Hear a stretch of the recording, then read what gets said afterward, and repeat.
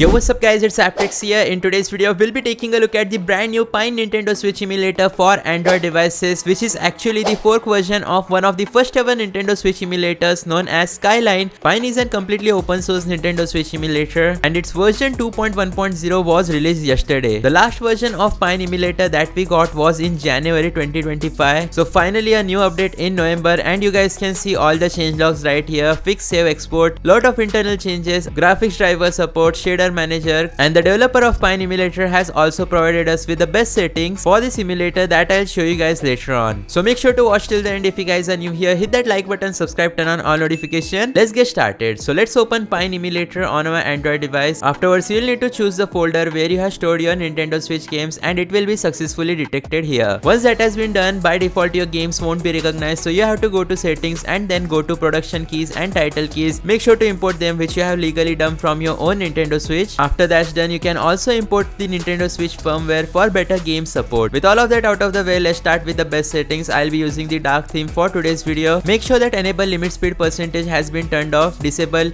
dock mode for better performance. Enable show performance statistics. Afterwards, aspect ratio, set it device aspect ratio. Scroll down until you enter the CPU settings. Audio output you can set it to null if you want better FPS. Enable JIT fast memories only for dynamic CPU backend. So it is recommended that you go with the native code execution instead, so we'll keep it as default. In terms of custom graphics driver, you can import your own Mesa Turnip Adreno graphics driver. So we can simply tap on the fetch button and it will automatically load all the graphics driver. You don't really need to go outside and manually add custom graphics driver. You can do that inside the emulator itself, which is actually a really amazing feature. So let's go with the Qualcomm driver version 849 for my Snapdragon 8 Elite Android device. After tap on the import button, and here we go, our graphics driver has been successfully added. Once that has been done, we'll scroll down. VSync, make sure to set it to mailbox. Executor slot count scale, set it to 8. Executor flush threshold, you can keep it as default. Make sure to enable force maximum clocks. Enable use asynchronous shaders, and there is also an option for dynamic resolution, but we won't be enabling this option. We'll also not enable sample shading. Let's also enable free guest texture memory. After scroll back, you can enable use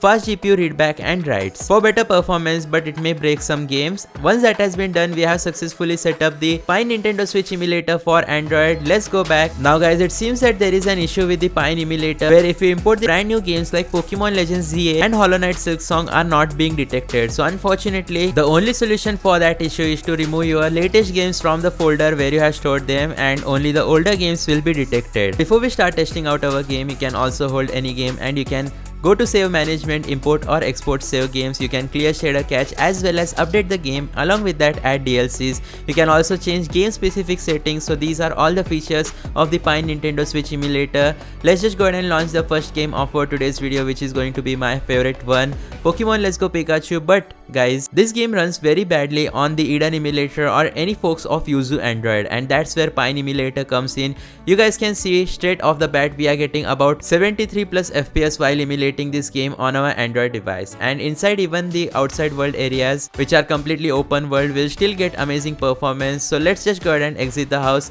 and find out how well does it actually work. So here when we enter the open world areas, you guys can see still the performance remains the same, 70 FPS as you guys can see towards the top left corner. So in Pokemon Let's Go Pikachu we are getting straight up 70 FPS, and that is amazing. There is not even a single graphical issue, so it is really optimized with old Nintendo Switch titles. If you want to play Animal Crossing New Horizons, Pokemon Sword, or some lightweight Naruto titles, PINE emulator has got you covered. And it is also fork version of the Strato Nintendo Switch emulator for Android, which had few more developments than any other Nintendo Switch emulator before. So let's just go ahead and close game. Let's move on to our next game, which is going to be Dragon Ball Z Kakarot. Let's see if this works. Here we go, choose the language as English, but there are graphical issues as you guys can see, and the only problem with these graphical issues is that you'll need to play the graphical issues games in a different emulator such as Eden or Citron. But for titles such as Pokemon Sword, Let's Go Pikachu, Brilliant Diamond, Shining Pearl, Legends Arceus, the PINE emulator is the best Nintendo Switch emulator. But here you guys can see it has frozen, and that's because it is not fully optimized yet. So unfortunately you can't play any brand new titles in it. So that's the conclusion of the PINE emulator. That's going to be it for today's video. Thanks for watching. Hit that like button, subscribe, turn on all notification.